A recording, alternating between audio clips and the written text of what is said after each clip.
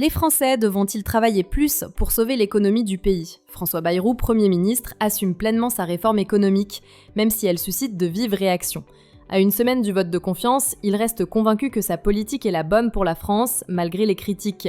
Il insiste sur l'importance des réformes pour garantir l'avenir économique du pays et réduire le déficit public. François Bayrou ne semble pas prêt à céder sous la pression. Lors de plusieurs interviews, il a répété que la question n'était pas celle de son avenir politique ou de celui de son gouvernement, mais bien celle de l'avenir de la France.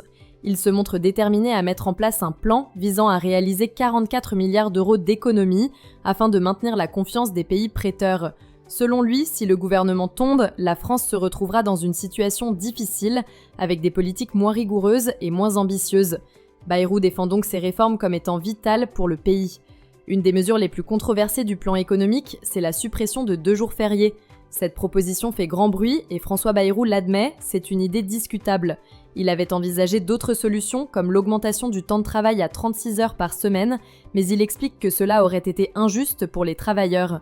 En effet, les heures supplémentaires ne commencent à être comptabilisées qu'à partir de 35 heures.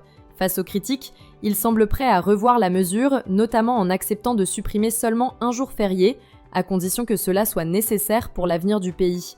Dans cette interview, le Premier ministre a aussi évoqué la proposition du Parti socialiste sur la taxe Zuckman, qu'il considère comme un risque pour l'économie française.